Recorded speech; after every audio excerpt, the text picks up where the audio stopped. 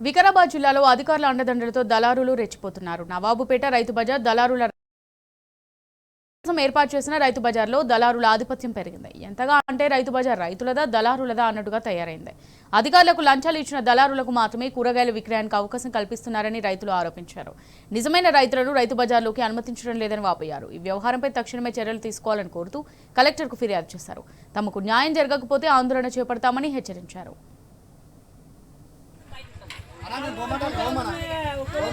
రైతు బజార్ అన్నప్పుడు రైతులు ఉండాలి కదా.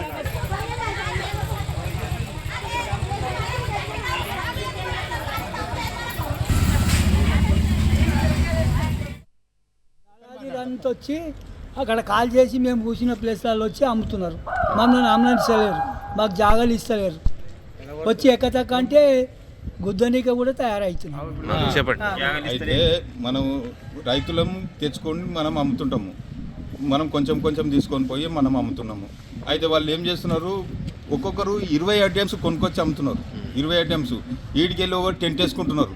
ఆ టెంట్ వాళ్ళకే సరిపోతున్నది. ఒక్కొక్క 10 మీటర్ల వరకు వాళ్ళు వేసుకుంటున్నారు. మా వికారాబాద్ రైతు బజార్ మేము ఊరికొకరం ఉండి కలెక్టర్కు కంప్లైంట్ ఇట్లా మాకు న్యాయం చేయండి, పక్కకు కూర్చొని పెట్టండి.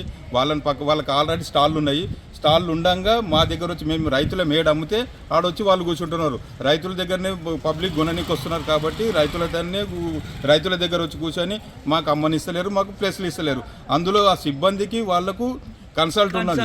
కన్సల్ట్ ఉండి వాళ్ళు ఏం చేస్తున్నారు, సాయంత్రం పూట వాళ్ళకు పైసలిగిన 200, 400, 500 వాళ్ళకు 10 మీటర్లు వేసుకున్న దానికి వాళ్ళు కన్సల్ట్ పెట్టుకొని వాళ్ళు చేసుకుంటున్నారు. తెంపుకొని పొద్దుగాల పోయి తెంపుకొని పోయేటాక మాకు 1 గంట 2 అవుతుంది. ఆడికి పోయేటాక అప్పటికే వాళ్ళు టెంట్ వేసేసుకొని పర్స్ చేసుకొని కూర్చుంటారు.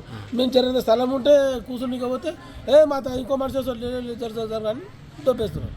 దళారీ వ్యవస్థ, దళారీ వ్యవస్థ. మాకు రైతులకు ఎవ్వరికి న్యాయం లేనే.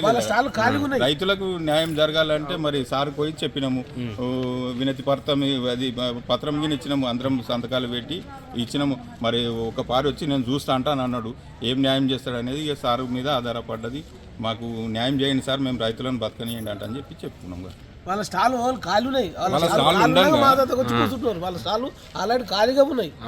కానీ మళ్ళీ మేము ఎక్కడ కూర్చుంటే అక్కడ మాదే